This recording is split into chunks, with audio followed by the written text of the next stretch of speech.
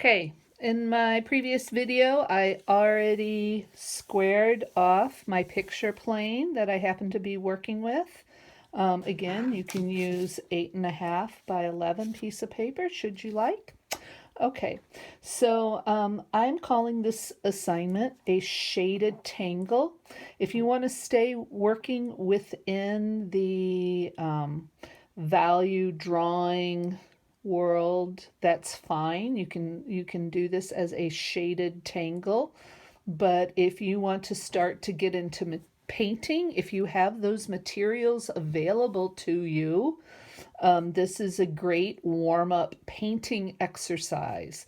So that said, what we do is that we create a thread of a line going in and out of the picture plane. Now notice I'm doing this kind of lightly, and I have kind of exited. I make sure I'm exiting off the edge of my paper here. What this does, it will divide my paper or into sections rather, so that I can apply shaded transition into it. Now this is pretty nice. It's pretty light right now. That said, I think I'm going to add a little point of area of emphasis. And so using my rule of thirds that I like to use, that's kind of universal good composition, I'm going to just kind of bring in some circular shapes that I can zoom in on. Everybody's going to come up with their own, so this is really kind of a fun exercise. If you've been in our art and design classes, we do a similar project called Tangle, which just kind of explores doodling, and it's the same sort of setup. That said, that's the composition that I'm going to work with. All right, I will be also posting examples of this that are more finished next to this video on the assignment page.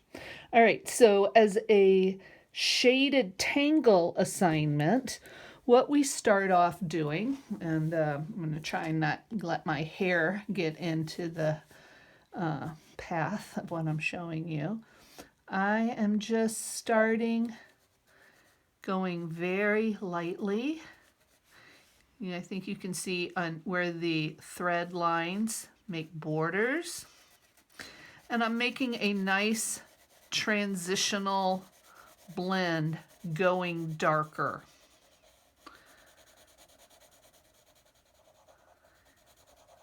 And I'm trying to blend my transitions so they're nice and smooth. Is there a rule? No, there's not really a rule. It's really about process and playing it out and exploring. Now I have a pretty good transition here. Just starting here, I'm going to have it kind of finish up to my lightest value here, so I'm going to taper that off. Yeah, kind of like that. Now that's pretty dark, but I can take it much darker. Full range of value. You've heard me say it like a broken record. Your work should always have, if you want it to look mature, have a full range of value in that. And that applies to either black and white value or the value of color. Colors have value. So my people that are exploring painting, keep that in mind.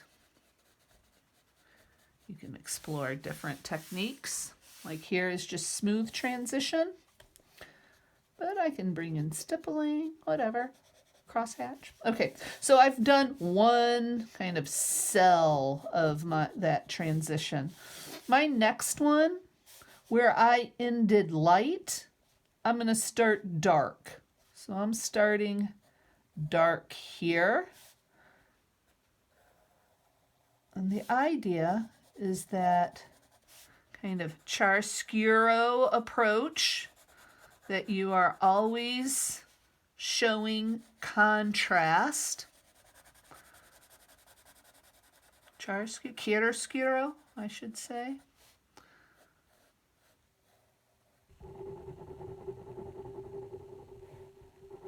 And you can see this is just a process of playing through. Now, if I was doing this in watercolor, I could do transitions of washes, and I will show that in the next little chapter. If you're doing it with acrylic, you certainly can play with that transition also. So it does not this does not have to be a pencil drawing.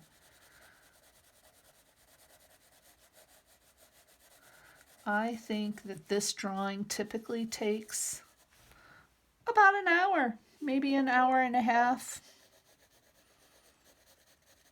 If it does not get completed, like you put in 2 hours, 3 hours in this and you're like, oh my gosh, I've created so much shading for myself. Try and finish it in an aesthetic way.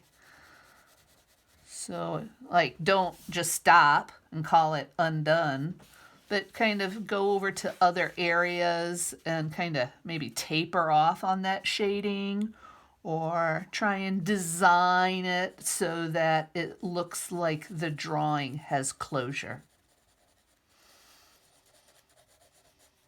It's a great doodle exercise. It's a great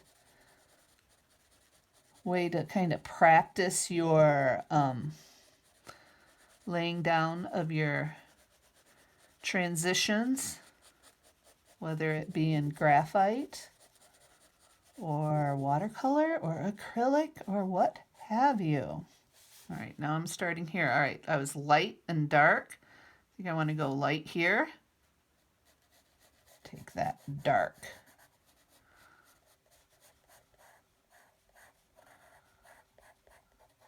No, and it just kind of keeps defining itself.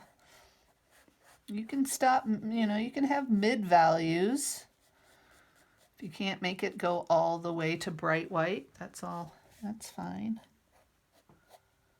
All right, this is all I'm going to do with this. Right now in front of you, I'm probably going to get out some paint and show you a little bit with the transition of watercolor, should you have those in chapter in another video. All righty, shaded Tangle.